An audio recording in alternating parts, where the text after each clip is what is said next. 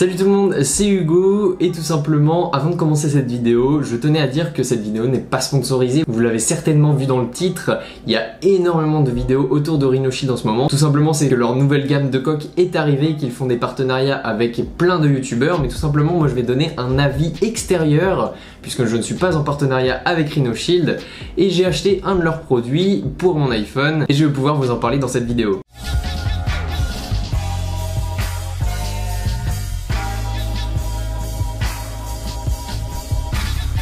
Bon, premièrement, au niveau de la fiabilité et de l'efficacité de ces coques-là, on l'a vu dans énormément de vidéos, extrait juste maintenant.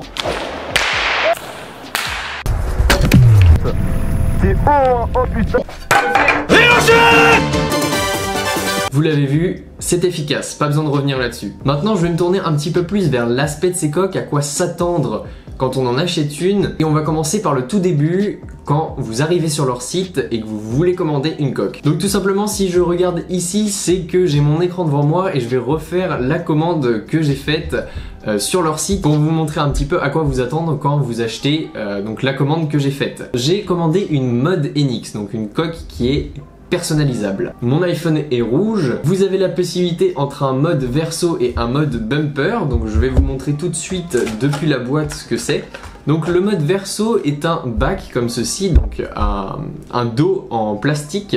Donc ici vous pouvez voir que c'est un dos en plastique transparent, j'ai rien mis dessus, mais vous pouvez toujours le personnaliser avec plein de petites choses que vous avez directement sur le store, voire même en créer une, mais par contre il sera plus long à la réception puisqu'ils vont devoir créer le design que vous avez proposé. Donc vous pouvez voir ici que mon iPhone est en mode bumper, donc c'est-à-dire qu'il y a juste le côté de mon iPhone qui est protégé et que à l'intérieur il y a une petite surcouche juste ici qui permet de caler l'iPhone avec la coque. Donc vous pouvez voir que quand vous commandez le mode verso, donc quand vous commandez un bac, en plus vous avez le mode bumper disponible directement dans la boîte. Donc vous pourrez changer entre le bumper et le bac comme bon vous semble. Le truc qui est super sympa aussi, c'est que vous avez la possibilité de commander des boutons supplémentaires. Donc moi, comme vous l'avez vu, j'ai commandé des boutons rouges ici et juste ici pour pouvoir rallier à la couleur de mon iPhone, pour pas avoir une coque trop morne. Et franchement, je trouve que ça va bien. C'est des boutons qui tombent parfaitement sur ceux de l'iPhone et pour l'instant, je n'ai pas eu de problème concernant les boutons. Jusqu'à maintenant, mon téléphone n'est tombé que une fois, donc pour l'instant, je n'ai pas eu de problème avec le téléphone. Et au niveau de la coque, si je la mets juste ici, devant mon nez, vous pouvez voir que ni les capteurs photo ni l'écran ne dépassent de chaque côté de ce bumper. C'est normal puisqu'il s'agit d'une protection qui va permettre de ne frotter que la coque avec les surfaces comme une table par exemple, ou tout simplement si vous le faites tomber par terre, il tombera majoritairement sur un côté, donc ne touchera pas l'écran ou ne toucheront pas les capteurs photo. Néanmoins, si vous avez un petit caillou qui est juste sur la surface sur laquelle vous faites tomber votre téléphone, vous pouvez dire adieu à votre écran ou adieu à l'arrière de votre téléphone. Petit défaut aussi que j'ai trouvé, ces coques-là sont en une sorte de plastique très dur et tout simplement quand il fait chaud, quand il fait froid, le plastique a tendance à dilater ou se raffermir. Et quand il fait chaud, par exemple un peu comme maintenant là où je suis, il peut y avoir un petit peu de jeu entre la coque, le mode bumper que j'ai trouvé juste avant. Il peut y avoir quelquefois un mini-jeu, ça ne se joue à rien, mais quand on tape l'iPhone, tout simplement, ça fait pas un bruit plein, ça fait un bruit un petit peu creux, un petit peu de plastique. Et franchement, c'est pas agréable d'entendre ça. Surtout quand on sait qu'il y a quelque chose à 800 € dedans quoi. Petit point négatif aussi, c'est que quand j'ai pris mon iPhone en main après avoir mis la première coque, puisque je l'avais utilisé une semaine sans coque, j'ai remarqué que le téléphone avait grossi d'une manière considérable. Donc vous pouvez voir l'épaisseur de cette coque, c'est pas rien quand même, et en plus c'est un bumper, donc c'est pas une coque normale. Les bumpers sont extrêmement gros, je dirais 3 mm de coque, donc c'est vraiment énorme pour la tenue en main entre guillemets.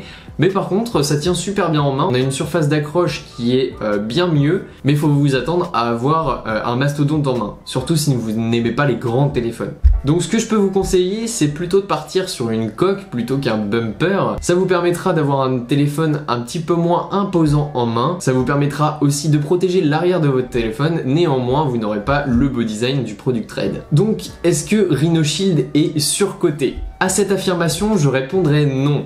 En tout cas, en termes d'efficacité, étant donné que au cours de ces nombreuses vidéos avec Rhino Shield, vous avez pu voir que les iPhones se cassaient très rarement, ou alors il fallait vraiment y aller fort pour que l'iPhone se casse. Donc clairement, niveau efficacité, pour l'instant je n'ai pas trouvé mieux.